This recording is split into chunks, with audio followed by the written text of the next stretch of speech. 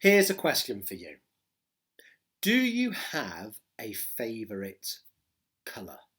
Now, you might be a bit like me and you've actually got several favourite colours, but what one really stands out for you?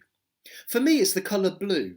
I don't know why, I just always like the colour blue. I remember when I was little, I had this amazing BMX bike, and the whole frame was kind of this dark galaxy blue. And then wrapped around the whole flame was this kind of electric blue lightning effect. It looked so good. It kind of worked in the same way that Go Faster Stripes does. I was sure I could go faster on this bike than anything else. I would go racing down the hillsides and it would get absolutely caped in mud and goodness knows what else. Take it home, it would get hosed down, and there was that blue again. But what's your favourite colour? I'll tell you what, as I'm waffling on, why don't you put it in the chat section? Just put your name, your favourite colour, and let's just see what the most popular colour at Stocksfield is. Why not?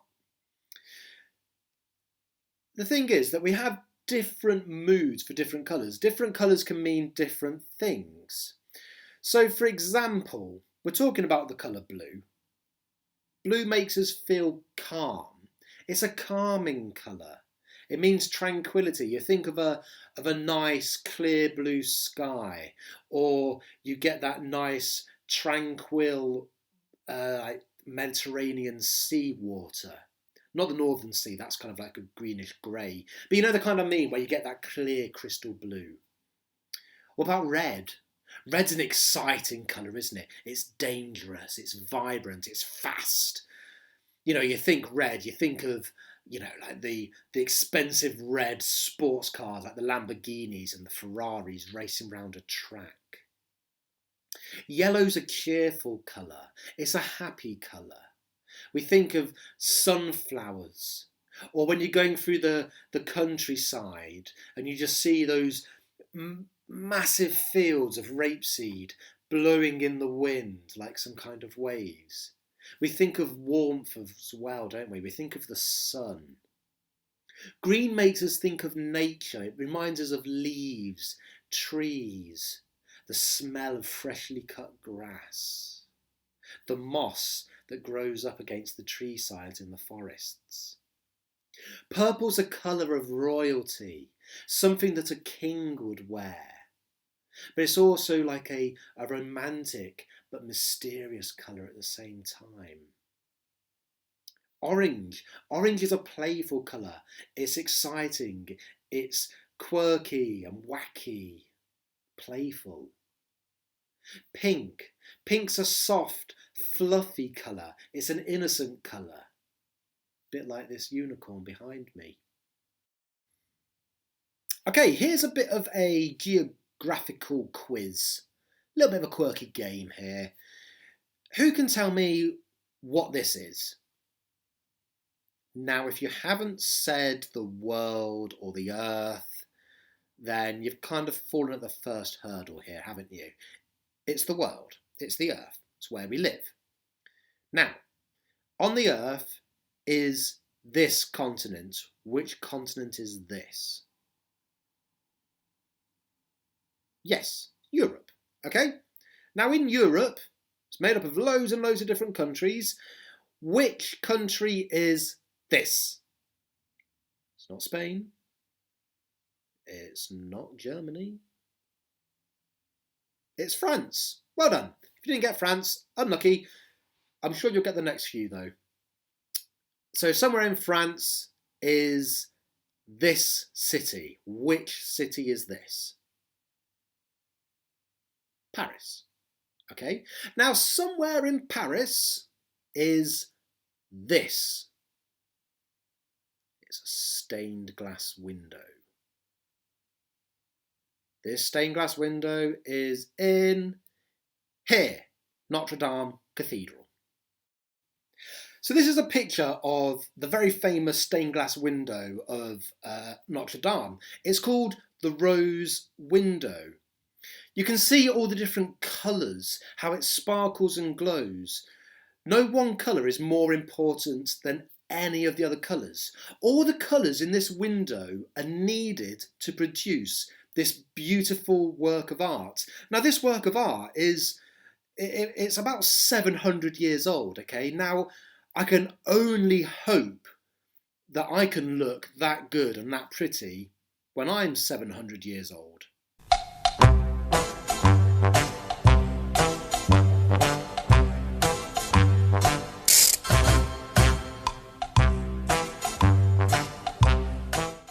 Notice as well the number of shapes. Let's just zoom in on it. All these shapes of glass and how the shapes are placed in different positions within the frame. We're looking at hundreds of thousands of tiny bits of glass, all individually cut and dyed. Now, when the sunlight shines through a stained glass window, that's when it really hits. You get that beautiful glow of all the glass shining through, and sometimes if it's just angled right, you then get the reflections on the floor. Now imagine that you are a colour and you're part of this beautiful stained glass window. You are important. You are just as important as the colour that's next to you. And together with all the other colours and shapes of glass, you make something really beautiful, a work of art. So for this second part of the sermon, we're going to be looking at Romans 12, verses 3 to 8. Now this is all about the body of Christ. Let's have a read. And because of God's gracious gift to me, I say to every one of you, do not think of yourself more highly than you should. Instead, be modest in your thinking and judge yourself according to the amount of faith that God has given you. We have many parts in the one body, and all these parts have different functions. In the same way, though we are many, we are one body in union with Christ, and we are all joined to each other as different parts of one body. So, we are to use our different gifts in accordance with the grace that God has given us. If our gifts are to speak God's message, we should do it according to the faith that we have. If it is to serve, we should serve. If it is to teach, we should teach. If it is to encourage others, we should do so.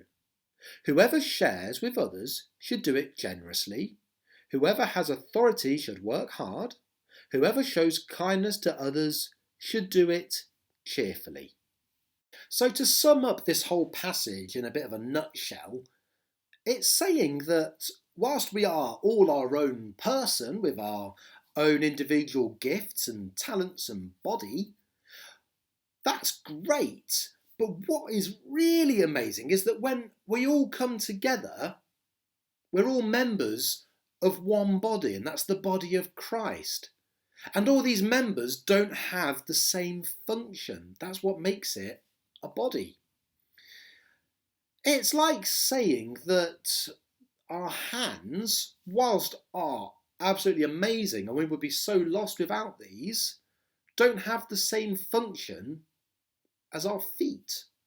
I mean, it's easy to throw something and catch with our hands, but is it so easy to, say, catch a cushion with our feet?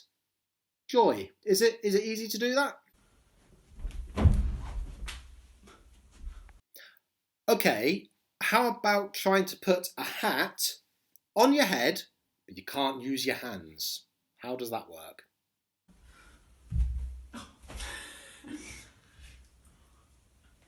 3, 2, 1. You can't do it, can you? Or what about if I asked you to write your name on a piece of paper, but you have to use your elbows to hold the pen instead?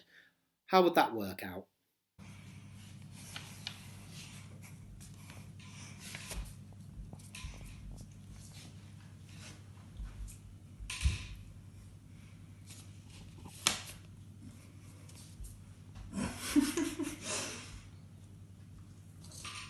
Well, that's good.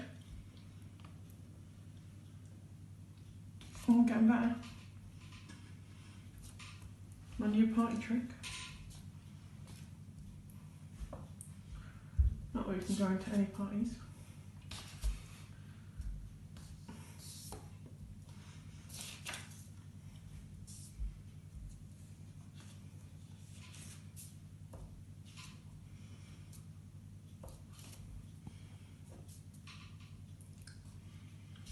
This is when you want a nice short name, which you don't really have.